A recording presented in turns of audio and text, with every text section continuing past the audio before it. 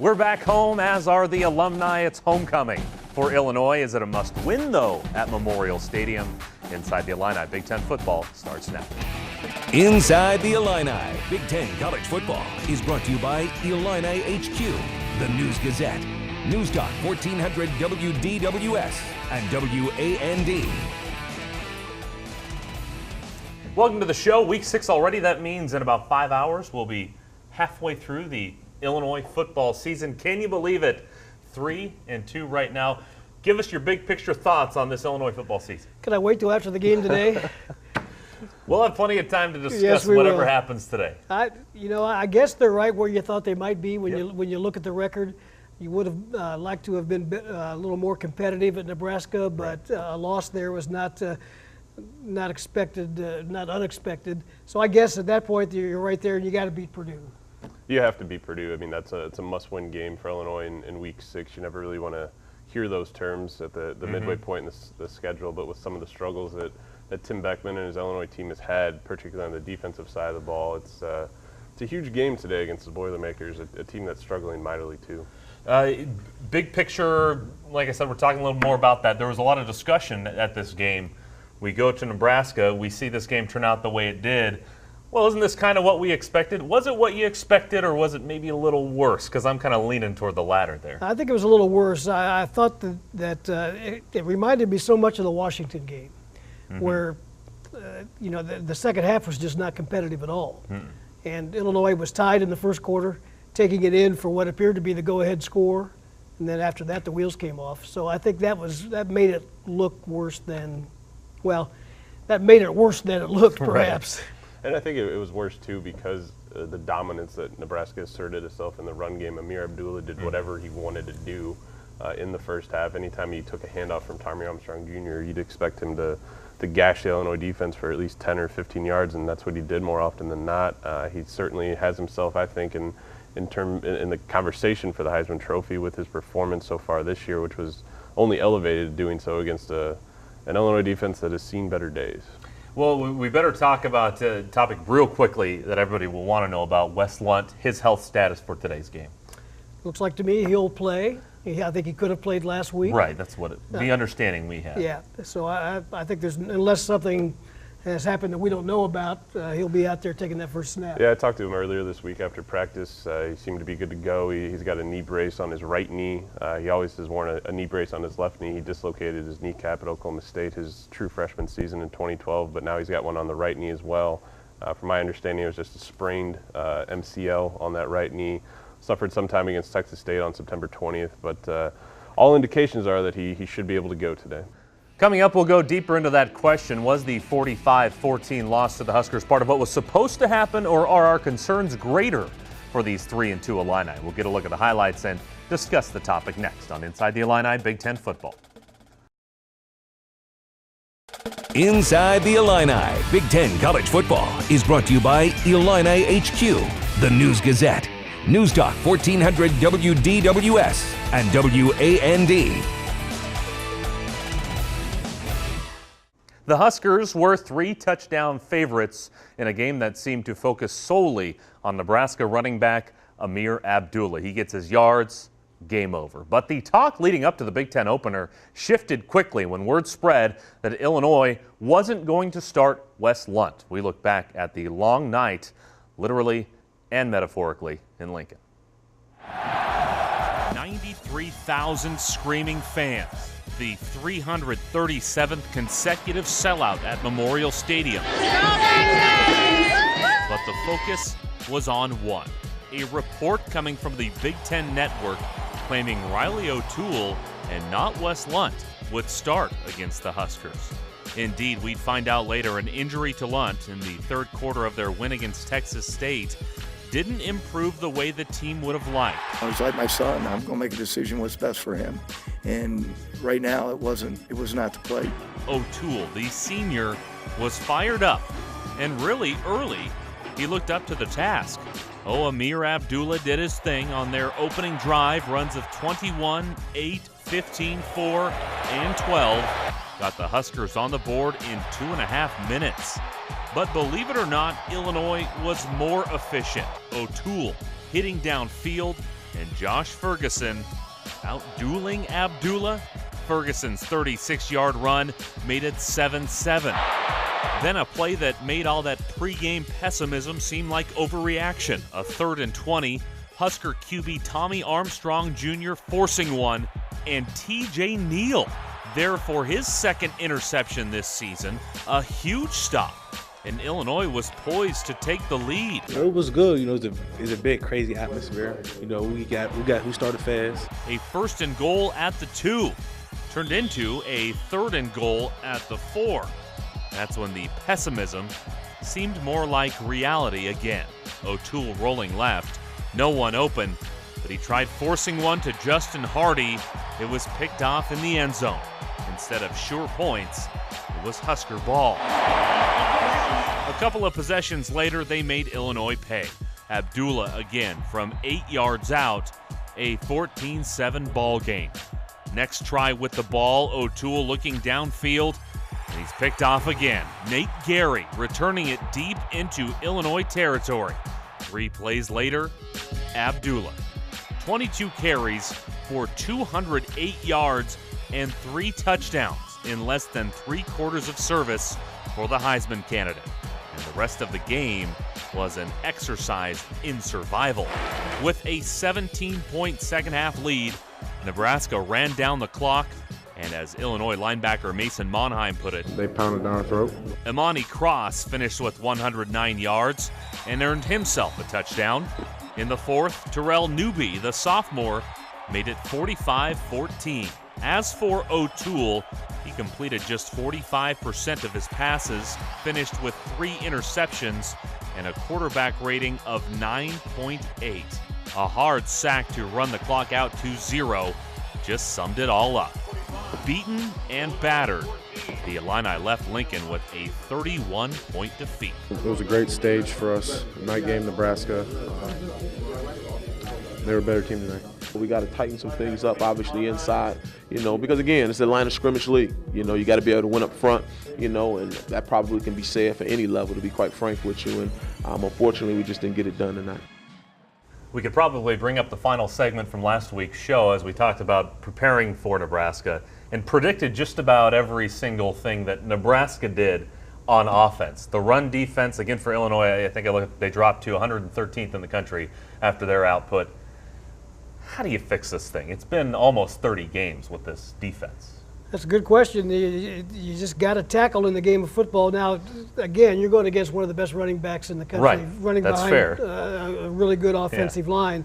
If that continues today against Purdue, you've got some serious problems. But it's pretty basic, isn't it, Matt? You tackle the guy with the ball. And, they haven't done a good job doing it. They've done a horrible job of doing it, and it's creating push off the defensive line that hasn't been there. The linebackers can't shed blocks at times to stop them once they reach the second level. I mean, Illinois has the Big Ten's leading tackler in Taylor Barton, their free safety, but I don't think you ever want to see a free safety leading a conference in tackling. And then you have your strong safety in Zane Petty. He's in the top 5 as well, so that just shows you how much they're putting guys in the box as well to just kind of try to clog up some running lanes, which are just abundant with the opponents Illinois faced so far this year. I think, I agree with you, Steve. They were facing, if you had a list of one running back for the Heisman candidacy, it's probably Amir Abdullah. Still, not many running backs, even Heisman winners, are on pace for 400 yards in a game at halftime. So that was a little discouraging to see. If a lot of fans, I think, were hoping for a little 400 from Amir, but we knew they'd shut him down in the second half. Well, they only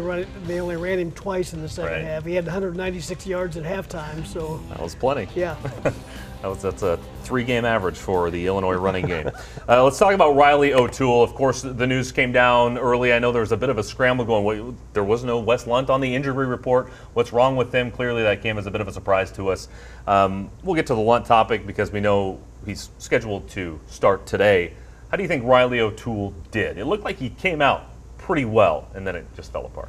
Yeah, and you mentioned the stats in the piece there, the 45% completion rate and the 3 interceptions. That kind of tells the whole story. I think he did the best he could against a defensive line that's overmatched the Illinois offensive line, and so he was kind of a sitting duck back there at times.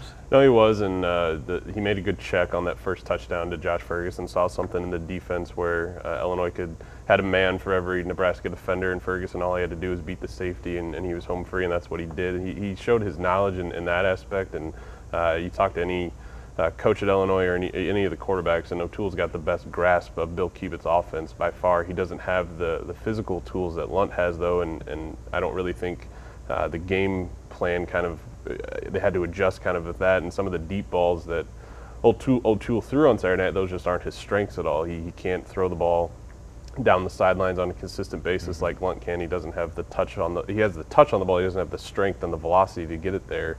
And you saw that on a number of interceptions on Saturday night. You saw a lot of second half 3 and outs, incomplete. You just can't have that. Well, the win for Nebraska kept them undefeated. The 5-0 Huskers, one of the teams in control in the Big Ten West. We'll get a better look at the division and get a look at the big matchups of the week next.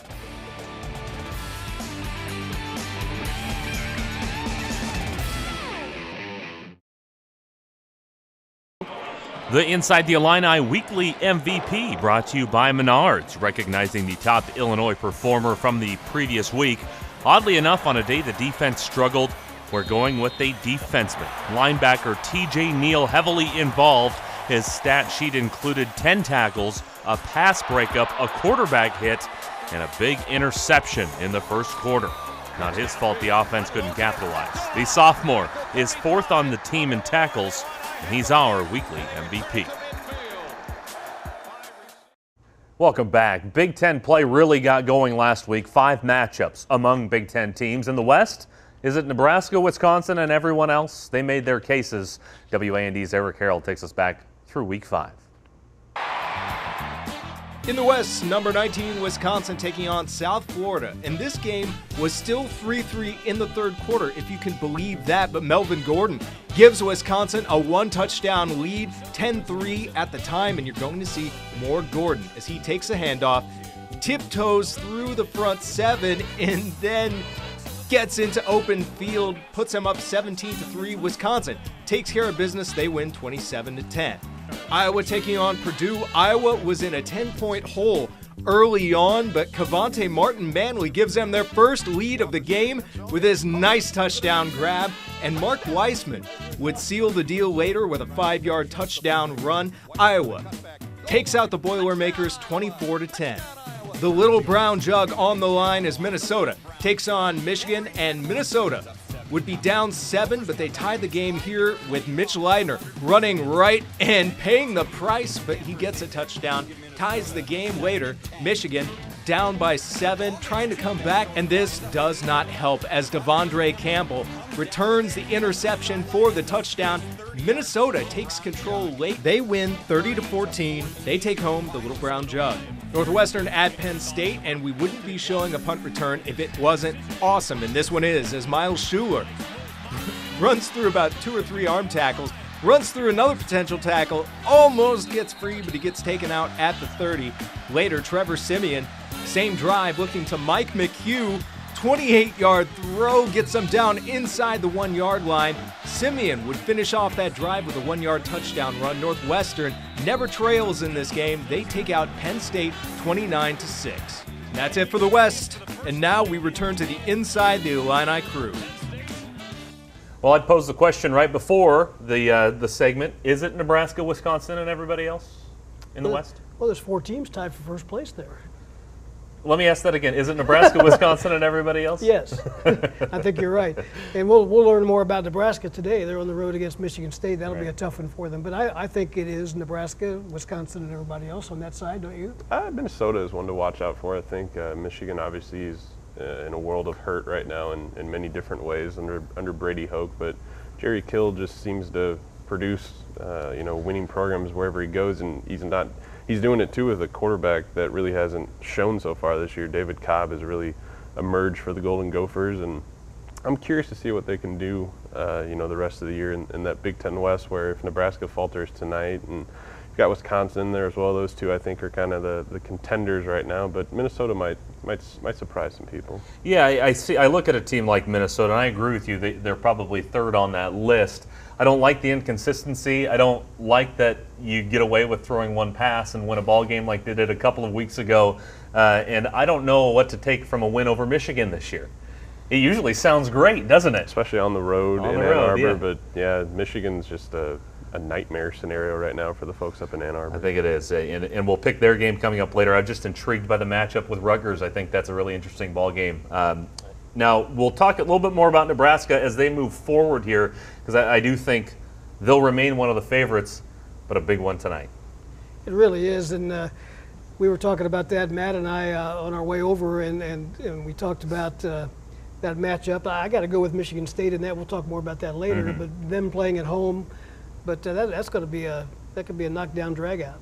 Well, it's just interesting because Michigan State has such a strong run defense, and Nebraska's kind of sold out so far and saying, hey, we're going to run the ball 70 times and kind of revert back to the way Nebraska football was in the mid-'90s when they're in their heyday. And I know the folks in Nebraska just being out there last week, they want to see if Nebraska can take that next step and beat a very good Michigan State team on the road. And that was kind of the overriding theme from the media out there is, okay, they did what they're supposed to do against Illinois, but can they get back to what they were and take down the Spartans tonight at all? Yeah, this is kind of the game for them, and of course when they take on Wisconsin as well. One team we do have to mention before we dump this segment is Purdue, because Illinois does play them today. 156 yards of offense. I think we're at 74 of those came in the first quarter. But Iowa spotted them a little bit of a lead. So those two teams are struggling right Yeah, they spotted them a 10-0 lead, and you think, wow, Purdue's ahead 10-0 at home. They might be able to hold that out, but that was the last thing they did in that game. Right. Their offense is not very good, as you stated. Their defense appears to be a little bit better than last year. It was terrible last year. But I don't know how much better overall they are. Yeah, I mean, their only touchdown against Iowa came on a pick six by one of their safeties, Frankie Williams, and Akeem Hunt at running back has seemed to kind of retake the starting job that he kind of lost in the offseason. I know he burned Illinois at times in last year's game in West Lafayette. They just need more consistent play out of their quarterback and Danny Etling, and I wouldn't be surprised if the Boilermakers maybe try to play two quarterbacks today. That's kind of the buzz I think that's going over in West Lafayette right now. Well, we'll see. Their list of nice stats that I saw today, they're third in the league in sacks. End list. So Purdue is struggling right now. Out east, the Michigan Wolverines can't help but make themselves a topic, really challenging that old saying, there's no such thing as bad press. We'll explain next.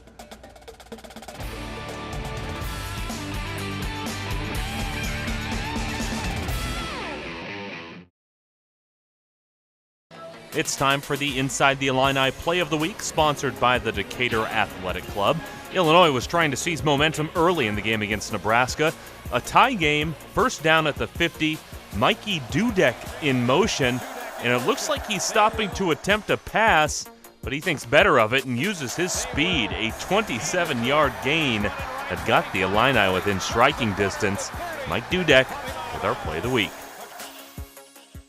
Like the Big Ten West, it appears the battle for the East is also a two-team race. Ohio State and Michigan State, maybe not in that order. The team of interest early in the year, though, is Maryland. WAND's Eric Harold catches us up with the Terps, Buckeyes, and Sparty with Week 5 highlights. In the East, number 9, Michigan State taking on Wyoming. Michigan State in control in the first quarter, up by a touchdown, and Keith Mumphrey makes it a 2-touchdown lead in a hurry as he runs through the defense, gets one last cut, and into pay dirt. Touchdown Michigan State. They cruise past Wyoming 56-14. Number 22, Ohio State taking on Cincinnati. Cincinnati hung around in this game. They were within 5 points in the third, but the game busted open late as J.T. Barrett hits Devin Smith for a great tiptoeing catch. They beat Cincinnati 50-28. Indiana coming off of their big win over Missouri, taking on Maryland. C.J. Brown would put Maryland in control early as he busts into the end zone for 6. He would be injured with a wrist injury, and Caleb Burrow would come in relief, and Maryland would not slow down as Juwan Winfrey makes a great catch. 37-15 Maryland is your final. Minnesota taking on Michigan, the battle for the Little Brown Jug, and this is pretty much how Michigan's day went as Devondre Campbell returns the interception for the touchdown. Michigan in a tailspin at this point. They lose 30-14. Penn State hosting Northwestern, and Northwestern brought their A game as Hackenberg is picked off by Anthony Walker. Walker would return it for the touchdown. Northwestern gets a big win. They play their best game of the year, defeating Penn State 29-6. We finish up with Rutgers and Tulane. Gary Nova looks left for Leonte Carew, touchdown. Rutgers, they take control early, and you would see that connection again. For the third time today, Nova looks for Carew in the back of the end zone, touchdown, his third catch of the day. Rutgers takes out Tulane 31-6. That's it for the East, and now we return to the Inside the Illini crew. Let's start with the Michigan topic and get it out of the way because national media, everybody's talking about it this week. They fall to 2-3. Hoke under fire for leaving his backup quarterback in a bit too long. We saw the video. It looks pretty bad when you look at it. What's happening in Ann What's surprising to me is how nobody saw that, or nobody saw how wobbly the kid was. I get the fact that maybe the head coach didn't see it at that time, but they've got 15 medical people that are along the sidelines and some in the press box, so that's what's concerning about that. And now all the fans are after the AD as well, so it's been a very tough week in Ann Arbor. It kind of feels like the way the anger is directed. They're directing it at Brady Hoke because they want him gone. Right. If Michigan's 5-0, they're going after the training staff, which are the right people to go after. Hoke isn't responsible for assessing a concussion, I don't think, and he's got to make sure his team's playing football out there. Matt, what's your thoughts on the situation? It's just a turmoil right now in Ann Arbor. I mean, like you said, if Michigan's 5-0, no one's really talking about the demise of Brady Hoke and how they want him gone. I just find it kind of interesting is that Michigan kind of basically rode Rich Rodriguez out of town a few years ago, and they brought in their quote-unquote Michigan man in Hoke, and you lose a few games that you're not supposed to, and how fast the tables turn, and it doesn't help him with that situation that unfolded with Shane Morris. It was really unfortunate, and like we've talked about, someone's got to be able to see that and get him out of the game and have him assess kind of a similar, not similar, but Riley O'Toole got kind of hit last Saturday at Nebraska, and he told me he couldn't really see on a couple plays at the end, but he was all healthy and practicing, and they were able to take him out of the game, and that kind of happened on the last play. And Mikey Dudek, too, kind of got hit in the helmet, and he came out of the game, was pointing to his helmet in the fourth quarter against Nebraska, and the training staff actually had his helmet in their hands for about 3 or 4 minutes during the game until they cleared him to go back in. So it's a hot-button issue in football right now. And that's tough, and you don't want to put it on the kids, but sometimes as an athlete you have to tell yourself, maybe I just need to have my own best interests in mind. And I know, I think I even saw a tweet from earlier in the week from Shane Morris, the quarterback there at Michigan. He said, I just want to play football. We want to make sure you're okay, kid. That's priority number one. Ohio State got a big win over Cincinnati. Let's move on to talk about Michigan State, since that's a matchup we'll talk about later. Averaging more than 50 points a game. We have all this talk about Michigan State's defense last year, which was one of the best in the country. Offensively, they're putting points on the board. Connor Cook has that thing clicking. They are, and that's part of Michigan's problem too. Overall, is Michigan State's success. Right. Michigan's got their own problems, but the fact that Michigan State is doing so well is certainly one of them. When you get down to recruiting as well, but Michigan State looks really good, and their offense is surprising me a little bit. Yeah, and everyone, when you talk about Michigan State's offense, you think of the run game and what Jeremy Langford did last year, kind of coming out of nowhere, and Connor Cook has really picked up where he left off in the Rose Bowl, and Tony Lippett, one of the wideouts too, has 6 touchdown catches this year, so he's really emerged and given them another option for their offense. It just kind of shows the continued development of Connor Cook as a quarterback, I feel. And I think a lot of people, the first thing that comes to mind with Michigan State is their defense, but their offense is trying to get up in the conversation too. And, they're one of the teams. If you're a Big Ten fan, you want somebody in that playoff, you got to root for Michigan State to win out. Well, speaking of having more options in the passing game, he's been perhaps the most refreshing surprise during an up-and-down season so far. Young Mikey Dudek, the true freshman leading Illinois in receptions, second in yards. We hear from the freshman for the first time next.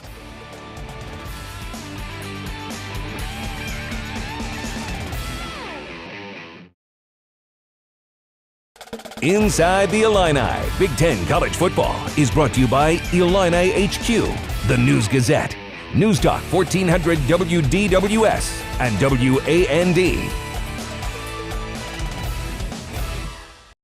It's a rule here and at many other athletic departments. Freshman athletes usually just aren't available to the media. So it says a lot that Illinois lifted that rule for this athlete in September. There's more to Mikey Dudek than his media availability. And to find that out, we go to Noah Newman for our Player Spotlight, brought to you by Sarah Bush Lincoln Health System. Mike Dudek doesn't really talk like a true freshman. Now it's going to be time to go in and look at those mistakes on film, learn from them, and get a win this Saturday. And he doesn't really play like a true freshman either. Of course, it doesn't hurt that he got a head start. Dudek came to campus in January and participated in spring ball, where he skyrocketed up the depth chart thanks to plays like this. Through 5 games, Dudek has been one of Illinois' biggest playmakers. He leads the team with 25 catches, and this freshman is clearly not intimidated by the big stage of college football. It's really the same. You just got to think about that it's the same game you've been playing since kindergarten, just a bigger stage, more fans. Just go out there and play the game that you know. Since arriving at Illinois, he's drawn multiple comparisons to a guy like Wes Welker, partially because of his size, but mostly because of the way he plays the game. Precision of your route running. It's bending the knees and the hips on your breaks, getting your eyes around to the football, the basics, the fundamentals. He's a freshman, so he's got to continue to strive on those things. When Illinois has needed a big play, Dudek has been the go-to guy. He leads the nation in fourth quarter receiving yards, and he has a pair of huge fourth quarter touchdowns that really helped secure victories over Youngstown State and Texas State. I've always been taught since a young age from my parents to always finish. Even when you're getting beat, just finish till the end. One thing you can control is your effort, and I like to give 100% effort on every play, no matter the down, no matter how much time is left. Well, Matt, I just heard you say he was very popular. He was a popular guy on Monday. Already kind of one of the more interesting players on this Illinois football. I think it all has to do with his first name of Mikey. I know Bob Osmundson from the News Gazette. We have him as our Q&A in today's paper, and the first question Bob asked him was, do you like Mike or Mikey? And he prefers Mikey, so that's what we're going to go with the rest of the year. And he certainly, I talked to his mom a few weeks ago, wrote a story about him then, and she said he certainly looks like a Mikey, and that's very true. That's a reference to his size, I assume. Yeah, exactly. I mean, he's not the biggest guy, 5'11", about $185, but he can jump. He's got a 38-inch vertical, and he's just making plays right now for Illinois. When I first saw him at Camp Rantoul, I thought, this guy can't hold up. I mean, he's just so small, but he's elusive. He's apparently a pretty tough guy, and we'll see how it goes. He's only played one Big Ten game. I get that, but he's been very impressive so far. And this is the name, if you follow recruiting, you knew about him a couple of years ago, a 3-star guy. He comes in, gets an early enrollee, plays a little spring ball, and Bill Cubit's raving about this freshman that we've never seen in an Illinois uniform before. Back then, if you guys can take me back to your thoughts back then, what were your thoughts on Dudek and how he could be part of this offense? Well, what I just said there, that I thought he might have a hard time staying healthy, but then the more I see him, he reminds me of a Wes Welker kind of guy, possession guy. He's got great hands, and as Matt mentioned, he can jump out of the gym, so to speak. But the fact that he holds on to just about any ball that's thrown his way. Yeah, he had a standout senior season last fall at Neuqua Valley High School up in Naperville. He was a News Gazette first-team All-State selection, had about 70 catches for about 1,500 yards and 19 touchdowns, something in that range. And he just makes plays. He didn't have the huge offer list before he committed to Illinois, but he committed fairly early in April of his junior year. North Dakota was the only school that had offered him before that, so he didn't come in with that much buzz, but I think that's really motivated him and pushed him to kind of prove people wrong, and he's doing that so far. Without seeing every single freshman in the conference closely, is he a Big Ten Freshman of the Year candidate?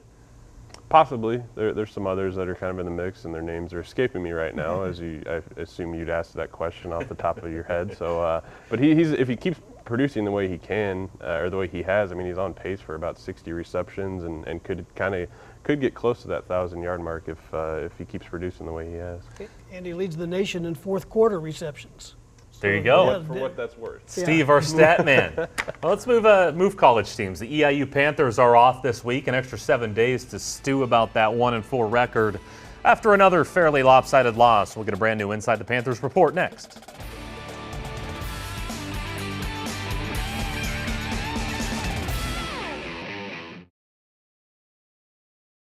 Inside the Illini, Big Ten College Football is brought to you by Illini HQ, the News Gazette, News Talk 1400 WDWS, and WAND.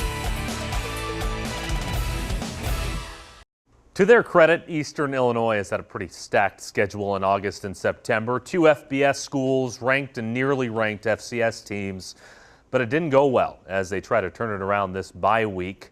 We go inside the Panthers with Eastern Illinois University.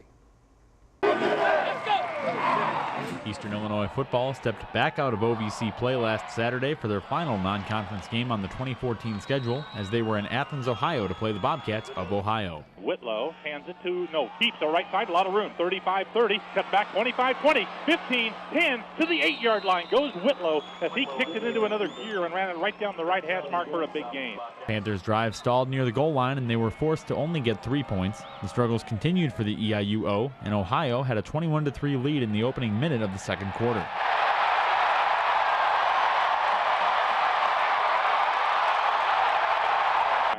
Looking left, takes the short pass, now throws it to the left sideline, intercepted by Eastern at the 50. Following a Bradley Dewberry interception, which gave EIU the ball in Ohio territory, the Panthers found the end zone at the end of a 10-play drive. 3rd and 6, Whitlow rolling out to the right, deep drop, setting up a screen back to the left to Shepard at the 30. Blockers, 25, outside 20, 15, Nico Shepard to the 10 to the 7. A 3rd and goal inside the 1. Here's Whitlow on the call. Man in motion. They fake it to him. Whitlow on the keeper. Right side. Touchdown, Eastern Illinois. EIU had cut the Ohio lead to 21-10 in the second quarter, but would get no closer as the Panthers dropped to 1-4 on the season, losing 34-19 to the Bobcats. We made enough mistakes, in the kicking game, and then also defensively that we really didn't give ourselves a chance to stay in the game as long as we'd like to have, obviously, and we've got plenty of things this week to work on. The Panthers head into their bye with 6 games remaining on the schedule, all of which are OVC games. EIU won their OVC opener over Austin Peay on September 20th. The fact that we are a little banged up after a very physical football game at Ohio, and the fact that it gives us 2 weeks to get ready for a tough conference opponent in Eastern Kentucky. I think it couldn't have come at a better time. We're excited for the opportunity. We're definitely not, we're not backing down from anybody. We know everybody wants to come and take what we have. So, this week we're going to get after it, get ready. We got 2 weeks to prepare for EKU, and then I think we're going to be ready. The Panthers will not have a home game until October 25th. EIU will play next Saturday at Eastern Kentucky, and then October 18th will be at Southeast Missouri State. Reporting on the Eastern Illinois Panthers for Inside the Illini, I'm Brad Kupiak of WEIU. Thanks to Eastern for that report. The good news, the Panthers got a bit to cheer about on Monday night. Alum Jimmy Garoppolo registered on the stat sheet for the New England Patriots. We'll hear about his performance in mop-up duty, and we'll hear from him as we check in on him and the former Illini in the NFL.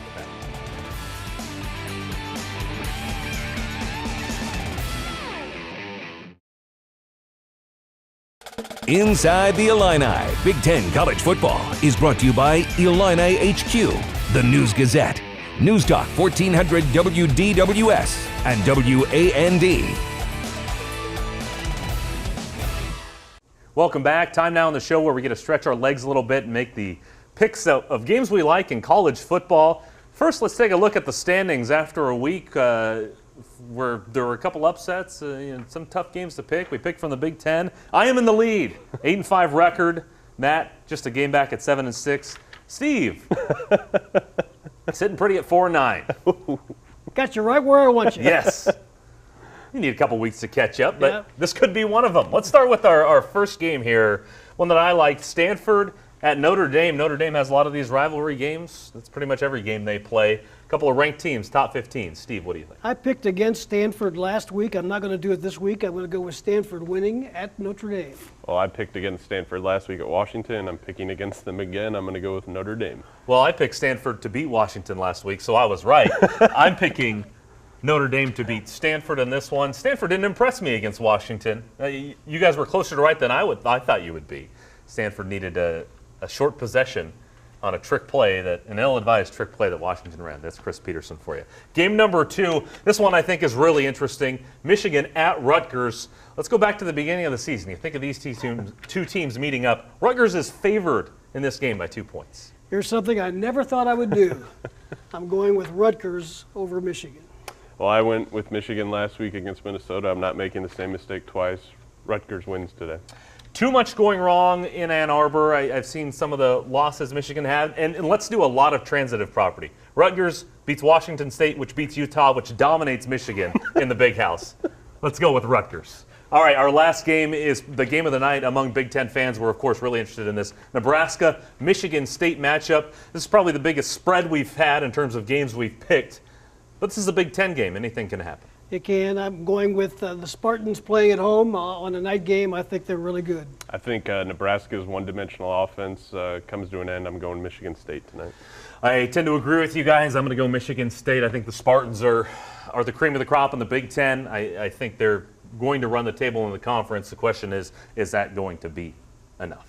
We'll see. Thank you, fellas, for your picks. We'll take a look at those, take inventory of those in a week. From the men on Saturdays to the men on Sundays, we hand it over to Elise Menaker with a few new names in the Illini and the Pros report. Thanks, Matt. It's still early in the season, but right now, 7 former Illini are on 5 division-leading teams in the NFL. Jacksonville is definitely not one of those teams, but they did play the Chargers Sunday, and while the Jaguars failed to impress, Alan Ball did, and he's the player I'm starting with in this week's Illini in the Pros. The cornerback had 5 tackles. He also broke up a pass, but the team hasn't won a game this season. They're last in the AFC South. Ball on how the defense needs to improve. We got to do a good job of getting off the field on third down. We just got to continue to work on those things. I think we came out with energy. We just got to find a way to turn that energy and use discipline at the same time. Also in that game, Chargers defensive tackle and last week's AFC Defensive Player of the Week, Corey Liuget, who had 2 tackles. San Diego would win this one big, 33-14. They're first in the AFC West at 3-1. It's official. A.J. Jenkins and Jeff Allen are on the team with the world's loudest stadium. Monday night against the Patriots, Kansas City reached 142.2 decibels, breaking the previous record of 137.6 set by the Seahawks fans. Jenkins had 1 catch in that game, and Allen is out for the season with an elbow injury. For the Patriots, Tavon Wilson had 1 tackle and broke up a pass, and former Eastern Illinois quarterback Jimmy Garoppolo made his NFL debut in the 4th quarter, replacing Tom Brady. He completed 6 of 7 throws for 70 yards and a touchdown. 3-2-1, Here's Garoppolo after the 41-14 loss. I mean, after a loss like this, it's frustrating. Just in general, before you watch the film, it's tough to diagnose really. But I mean, I have a way better feeling after the film. Pretty much the coach tapped me on the sideline, said get ready, and it's that I'm a relief pitcher pretty much, so that's my job. The San Francisco 49ers had a ball game on their hands against the Eagles, and it's Brandon Lloyd with a season-best 2 catches for 28 yards. The Saints lose to the Cowboys 38-17, but Pierre Thomas with 8 rush yards and 15 reception yards on 2 catches. We're 1-3 now. We have to live with that. We have to take that and, swallow that, but we're not looking back. Also for the Saints, defensive end Glenn Foster gets on the stat sheet for the first time this season with 1 tackle. Touchdown! Topping off those Sunday games, linebacker for the Houston Texans, Whitney Merciless, started his 3rd straight game and tallied 2 tackles and the win against the Buffalo Bills. It was a blowout at FedEx Field Thursday night, and Giants Steve Weatherford punted 5 times for an average of 45 yards and totaled 225 yards in the 45-14 win against the Redskins. That'll do it for this week's Illini in the Pros. I'm Elise Menaker. Thank you, Elise. Now on to the topic of the day, college football. Illinois is now 1-16 in Big Ten play under Tim Beckman. That one came against Purdue. And guess who's at Memorial Stadium today? We look over the Boilermakers' struggles as the Illini to try to make this 4-2 this season. Next.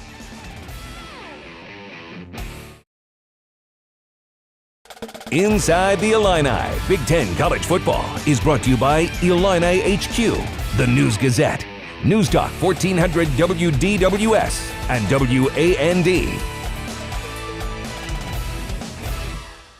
Well, we've talked about Illinois' Big Ten record under Tim Beckman. That's 1-17. But the Purdue Boilermakers under Darrell Hazel are 0-9. Good old-fashioned foot shooting contest in Champaign this week. It may not be a pretty game. It wasn't last year, but it actually makes for an interesting matchup.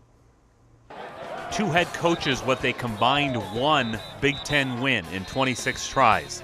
That bears repeating because that is a remarkable statistic. Well, I think all the teams in the Big Ten are very competitive, and you know, there is some separation right now. The equitable ineptitude showed in their last matchup. Illinois allowed Purdue to score on a 70-yard run on the first play from scrimmage. The Illini turned the ball over 4 times in a win.